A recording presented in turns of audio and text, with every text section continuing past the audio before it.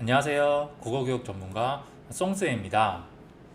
자, 이번 시간에는 고려가요의 어떤 대표작인 서경별곡에 대해서 학습해 보도록 할게요. 이 서경별곡은 고려가요 중에서 워낙에 유명한 작품이기도 하고 또 교과서에서도 많이 나오기 때문에 여러분들 많이 접해 봤을 거예요. 그렇지만 이번 시간을 통해서 완벽하게 핵심을 중심으로 정리를 하고 넘어가는 게 중요할 것 같습니다. 자, 그럼 이제 보도록 할게요. 일단 제목 먼저 보면은 제목도 쉬워요. 서경의 별곡이다. 자, 별곡이라는 말은 노래란 뜻이에요. 노래. 무슨 별곡, 무슨 별곡. 예전에 서태지가 만든 노래 중에서 학원 별곡 뭐 이런 거 있었죠. 그래서 학원에서 일어나는 노래, 뭐 학교에서 일어나는 노래, 뭐 학원 별곡이란 말도 있었는데 어쨌든 노래고요.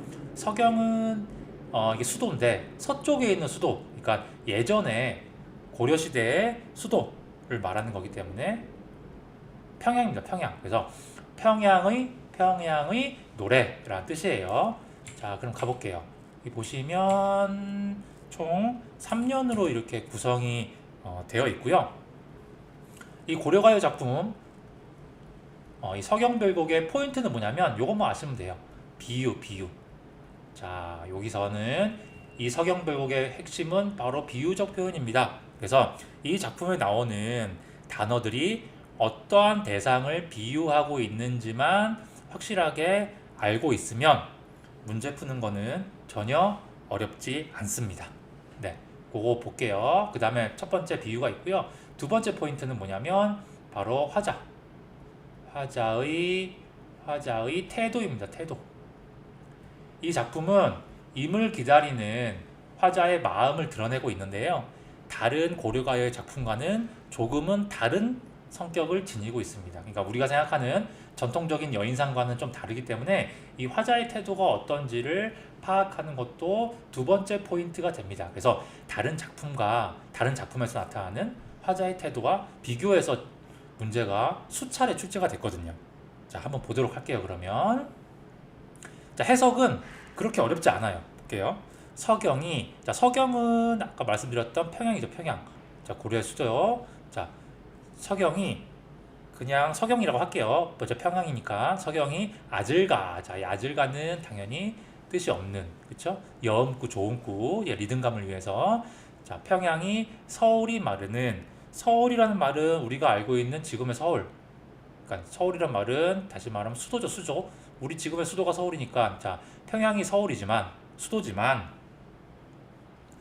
닭꼰대는 뭐예요? 닦다. 우리 뭐 창문을 닦다, 뭐 바닥을 닦다 이런 것처럼 닦여 있는 곳이란 뜻입니다. 자, 그러니까 닦여 있다는 말은 뭐예요? 평양이 닦여 있다는 거니까 잘 정비된 곳이겠죠? 그쵸? 잘 정비되어 있고 잘 정돈되어 있고 지금으로 따지면 신식 건물들이 있고, 그쵸? 어쨌든 이렇게 잘 정비된 소성경이란 말은 이 소자가 작을 소자예요. 그래서 작은 수도란 뜻입니다. 이런 평양과 같은 작은 수도를 고의 말은, 그래서 이거 중요합니다. 이것도 외워야 되는데, 그래서 이게 원래 기본형은 괴다라는 뜻이에요. 괴다. 괴다의 뜻은 사랑하다라는 뜻입니다. 자, 기억하시고, 자, 이런 작은 서울인 평양을 사랑하지만 누가 사랑하는 거예요? 당연히 지금까지는 뭘 얘기하는 거겠죠? 화자가 얘기하는 거겠죠, 그렇죠? 내가 이렇게 사랑하지만 여해물론, 자, 여해다라는 말에 여기 뒤쪽에 적을게요. 기본형은 바로 여희다예요. 여희다. 자, 중요합니다. 이거 제가 이전에 가실이든 뭐 동동이든 앞에 고려가요 설명하면서 두 차례 말씀드렸어요. 여의다는 이별하다, 뭐 누가 죽다, 뭐 사라지다, 뭐 이런 뜻입니다. 그래서 여의 말은, 그러니까는 이별하면, 그러니까 누구랑 이별하겠어요? 당연히 화자이니까 임과 이별하겠죠. 이별을 하게 된다면 질삼배, 이 배죠. 배. 질삼은 뭐냐면은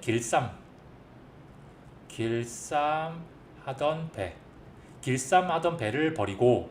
자, 그러면 길쌈하던 배를 버린다는 말은 주체인 화자가 누구라는 걸 알 수 있어요. 아하, 여성 화자구나 라는 걸 알 수 있고요. 당연히 임은 남자라는 걸 알 수 있죠. 그쵸? 그래서 임과 이별하게 된다면 내가 지금 여자는 집에서 길쌈을 하고 있는데 이런 길쌈 하던 배도 버리고 괴실한데, 괴실한데는 당연히 괴다라는 말은 어디 있어요? 여기 사랑하다는 뜻이잖아요. 그래서 괴실한데, 그러니까 사랑해 주신다면, 사랑해 주신다면, 누가 임이 나를 사랑한다면, 혹은 역으로 바꿔서 내가 임을 더욱 사랑한다면 이렇게 되는 거예요. 그래서 이거는 화자와 임이 뭐 한다면, 사랑한다면 우러곰, 울면서. 이 곰이라는 말은 중요한데 이거는 반복을 뜻하는 중세국어예요. 그래서 울면서 이렇게 계속 울면서 존니노이다. 쫓다라는 거 중요하다고 했죠? 쫓다라고 했죠. 쫓다. 울면서 쫓겠습니다. 그러면은 후 누구를 쫓는단 말입니까? 임을 쫓아가겠습니다. 라는 말이에요. 그렇죠? 자, 그러면 첫 번째 연에서 중요한 포인트가 있어요. 여기서 나올 수 있는 문제 포인트 뭐냐면 여기서 나오는 화자의 태도. 제가 설명드린 요거. 자, 화자의 태도는 어떤 태도일까요? 자, 임과 헤어진다면 질산배도 버리고요. 울면서 계속 쫓겠대요. 그럼 어떤 태도예요? 그렇죠. 적극적인 태도임을 알 수 있습니다. 그러니까 보통의 우리 고전 시가에서 여성 화자들은 망부적 설화에서도 나타났지만은 이미 떠나면 그냥 바라만 봐요. 아, 언젠간 돌아오시겠지 하고 그냥 무작정 기다립니다. 그런데 이 서경별곡에서의 화자는 내가 쫓아가겠대요. 그래서 적극적인 태도를 보여주고 있습니다. 이게 중요한 포인트예요. 다른 작품과 다른. 자, 그럼 2연 볼게요. 2연은 구술이. 이 리을을 앞으로 당기면 이어적기가 돼 있으니까 우리가 알고 있는 구술이에요. 구술이 아질가입니다. 아질가 이거 다 뜻 없는 거죠. 구술이 바회는 바위. 자, 이거 해석되겠죠? 바위의 디신들. 디다라는 말은 떨어지다. 제가 이렇게 체크하는 거는 다 정리해 두셔야 돼요. 구슬이 바위에 떨어진들. 기니딴. 기니라는 말은 끈이야, 끈. 끈이 뜬. 끈이야 그치리까. 그러니까 끊어지겠습니까? 나나는 이것도 아질가랑 똑같은 염구. 자, 구슬이 바위에 떨어진들 끈이야 끊어지겠습니까? 이게 무슨 말일까요? 자, 뭐냐면은 이게 목걸이가 이렇게 있어요. 예를 들면 목걸이가 이렇게 있으면 이렇게 목걸이가 있으면 자, 목걸이를 바위에 떨어뜨려요. 그러면은 여기 있는 구슬들은 다 깨지겠죠? 그렇지만 요 목걸이를 연결하고 있는 요 끈은 떨어지지 않아요. 끊어지지 않아요. 자, 그러면 왜 이런 말을 썼을까? 의문이 들잖아요. 그쵸? 그럼 이거에 대한 답은 요 다음에 있습니다. 자, 볼게요. 항상 우리 시가 작품들은 비유적인 표현들이 연결이 돼 있어요. 볼게요. 즈문해를. 자, 즈문이란 말 우리 앞전에 제가 작품하면서 중요하다고 했죠? 천이란 뜻이죠. 천. 그러니까 천년해를 아질가 천년해를 외우고 외롭게 녀다라는 말도 중요하다고 했죠. 녀다는 지내다, 뭐 살다. 천년을 외롭게 사신들. 그다음에 신이 딴. 요 신은 믿을 신자예요. 이게 보통 이제 작품에 나오면 한자가 들어 있는데 제가 한자를 그냥 빼놨어요. 그러니까 어쨌든 믿음입니다. 믿음이야. 이 아질가 믿음이야 끊어지겠습니까? 라고 했어요. 그쵸? 자, 그러면 앞에서 얘기했던 요 두 개, 그 다음에 뒤에서 말한 요 두 개 행이 서로 비유적으로 연결이 되어 있습니다. 자, 어떻게 연결이 되어 있을까요? 이것도 정리하셔야 돼요. 뭐 있어요? 구술이 있잖아요. 구술이 있고 뭐가 있습니까? 끈이 있었죠. 그쵸? 이렇게 있었고 그 다음에 밑에 두 개를 가면은 뭐냐면은 즈문해 천년. 그 다음에 뭐가 있었냐면 신이 있었어요. 그쵸? 자, 봅시다. 바위에 떨어졌어요. 구슬은 깨져. 하지만 끈은 그대로 유지돼. 자, 천년이라는 오랜 시간이 지나지만 믿음은 변하지 않아. 그러면 어떻게 돼요? 요 두 개가 요렇게 자, 비유적으로 연결이 돼 있다라고 볼 수가 있어요. 따라서 여기서 말하는 시험 문제 잘 나오는 거 여기서 말하는 끈이라는 거는 뭘 말한다? 바로 신. 그러니까는 화자의 임에 대한 믿음을 말한다 라는 것을 알 수 있습니다. 절대 끊어지지 않는 그런 믿음이죠. 그래서 이제 여기서의 비유적인 표현들 이렇게 정리를 하시고, 그러니까 어쨌든 이언을 정리하면은 임에 대한 뭐가 돼 있어요? 변치 않는 사랑이라고 보면 되겠죠. 이거를 뭘로 표현한 거예요? 비유적으로 표현했다, 이렇게 보시면 돼요. 네, 자 이렇게 봤고요. 그 다음에 마지막 3년인데 이 3년은 실제적으로 시험에 제일 많이 등장합니다. 자 이거 꼭 기억하시고, 자 볼게요. 그러면 자 대동강 아질가, 자 자꾸 들이라고 제가 쳐놨네요. 질이에요. 자 대동강, 자 이 대동강은 뭡니까? 어디 있어요? 평양에 있구나. 그러면 우리가 실제적으로 알 수 있죠. 실제적으로 화자와 이미 이별하고 그 다음에 화자가 있는 공간이 평양이구나. 대동강. 자 대동강 넓은지, 넓은지는 넓다, 좁다, 넓다 할 때 넓은지 몰라서 이 배는 배 옆에 우리가 타는 배 내어 아질가, 배 내어 노한다, 노았느냐 사공아라고 했어요. 자 사공, 뱃사공이 대동강에 배를 내어놨어요. 그렇죠? 사공은 배를 이렇게 움직이는 사람이니까 사공아. 이게 무슨 말일까? 자 다음 볼게요. 내 각시. 자 이 내라는 말은 누구를 말하는 걸까? 이 내는 바로, 그쵸? 보세요. 사공한테 얘기를 하는 거니까요. 지금 이 내는 당연히 사공이 될 겁니다. 자, 이런 것도 각각의 그 대명사들이 누구를 의미하는지 나오는 문제들도 있어요. 자, 내 각시. 가시는 각시. 아내라는 뜻이 아내. 내 각시가 럼난디. 자, 이 럼나다는 말은 뭐냐면은 쉽게 말하면 바람피다는 말, 바람피다. 그러니까 내 각시가 다른 남자를 만난 거예요. 바람난지 몰라서 멸비. 자, 여자라는 말 중요하다고 했죠? 지내다, 뭐 가다 이런 뜻입니다. 자, 가는 배에 연준다는 태우다는 뜻이에요. 태웠느냐 사공아. 자, 그럼 이거는 누구를 태웠다는 뜻입니까? 바로 임을 태웠다는 거예요. 그쵸? 자, 그럼 여기까지 딱 읽었어요. 여기까지 읽으면 뭐라는 걸 알 수 있어요? 자, 대동강이 이렇게 있어요. 자, 화자가 이렇게 있고, 자, 뭐합니까? 사공이 임을 이렇게 태우고, 그쵸? 사공이 임을 태우고 쭉 대동강을 넘어간 거예요. 그래서 화자는 누구한테 얘기합니까? 임한테는 얘기 못하고 직접적으로 누구한테 얘기해요? 둘러서 사공한테 대신 얘기합니다. 그쵸? 뭐라고 얘기합니까? 사공아, 네 아내가 지금 바람났어. 근데 그런 줄 모르고 임을 태우고 갔느냐. 지금 모르는 사람보다 네 아내를 먼저 챙겨야지 라고 이렇게 얘기하는 거예요. 자, 그럼 갈게요. 그 다음 대동강 아질가, 대동강 건너편 고질녘. 자, 여기서 이 곳은 중요하다고 했죠. 이것도 꽃이에요. 꽃. 대동강 건너편 꽃을요, 배를 타면 누가 배를 탑니까? 자, 여기서의 주체도 누구겠어요? 주체는 바로 임이겠죠. 임이 이 배를 타게 되면, 배 타들면 겉골이다. 그러면은 이건 뭐냐면 꺾겠습니다. 나는 여음구고요. 꺾겠습니다 라는 거예요. 자, 그러면 건너편에 꽃이 있어요. 그쵸? 그러면은 이미 배를 타고 대동강을 건너면 그 건너편에 꽃이 있는데 화자는 뭐 한다고 했어요? 이미 대동강을 건너면 꽃을 꺾겠다고 했습니다. 그쵸? 자, 여기 있는 표현들이 다 비유적인 표현들이에요. 자, 그럼 정리해 볼게요. 첫 번째, 자, 요거 정리합니다. 중요한 부분이기 때문에 첫 번째 누가 나오냐면은 사공이 먼저 나오고요. 사공 나오죠? 그 다음에 또 누구 나옵니까? 꽃이 나오고요. 그쵸? 우리말로 그냥 바꿀게요. 꽃이 나오고요. 그 다음에 또 뭐가 나오냐면은 겉골이다. 그냥 우리말로 할게요. 꺾겠다. 이렇게 꺾겠다 나오고요. 그 다음에 내 각시 이렇게 할게요. 자, 그럼 보세요. 첫 번째 이 사공은 뭘 의미합니까? 임을 뭐예요? 화자와 뭡니까?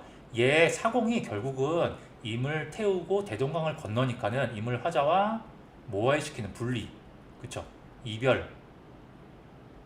분리시키는 역할을 하게 되잖아요. 그쵸? 사공에 의해서 이미 떠나는 거잖아요. 그쵸? 그래서 화자 입장에서는 사공이 되게 원망스러울 거예요. 그렇지만 여러분들 역으로 다시 생각해 보세요. 사공이 잘못해서 이런 일이 일어났을까요? 아니죠. 임이라는 사람이 화자를 계속 사랑했으면 사공이 있어도 당연히 대동강을 건너진 않았겠죠. 그러니까는 화자는 임한테 직접 얘기 못하고 사공한테 돌려서 얘기하는 거예요. 그럼 이렇게 정리할 수 있어요. 자, 임을 대신하여 원망하거나 비난, 그쵸? 비난하는 대상이 되는 거예요. 그쵸? 직접적으로 하지 못하고 임을 대신하여 원망하거나 비난한 대상입니다. 그쵸? 사공한테 이렇게 얘기했지만 결과적으로 최종 대상은 누구한테 하는 말입니까? 임한테 하는 말인 거예요. 자, 그 다음에 여기 요거 먼저 할게요. 내 각시는 누굽니까? 사공의 각시, 아내잖아요. 그쵸? 네 각시가 바람났다 이런 얘기를 하는 이유는 뭡니까? 사공이 배를 움직이지 못하게 하기 위해서 하는 거잖아요. 네 아내가 바람났으니까 거기 가봐야지 지금 배 운전할 시간 없다 이런 거잖아요. 그쵸? 이 말은 다시 말하면 돌려서, 그쵸? 이미 대동강을 건너지 말기를 바라는 마음도 들어있는 겁니다. 사공하고 똑같은 거예요. 내각시도. 자, 요것도 같이 보세요. 실제 참고서에는 이런 내용까지는 안 나오는데 해석해보면 여기까지 확장시킬 수 있습니다. 요것도 체크하시고 그 다음에 꽃이 나와요. 꽃. 자, 이쪽에 적을게요. 자리가 없어서. 자, 이미 대동강을 건너면 건너편에 꽃이 있어요. 그럼 이 꽃의 의미는 뭘까요? 자, 아름다움의 상징이죠. 꽃은. 그래서 화자는 그 꽃에 다가갈 수는 없고, 근데 임은 대동강을 이미 건넜고, 대동강은 화자와 임 사이를 분리시켜 놓는 거니까 이 꽃은 나를 떠난 임이 만나는 다른 여인이라는 의미예요. 그렇죠? 다른 여인이겠죠? 그렇다면 화자는 이거에 대해서 어떻게 합니까? 꺾겠다라는 거잖아요. 그렇죠? 분명히 건너면 꺾겠다라는 거니까는 뭐다? 어떤 태도? 화자의 그쵸? 적극적인 태도가 드러나잖아요. 그러니까 뭐 하는 거예요? 직접 뭐 하겠다? 행동으로 옮기겠다.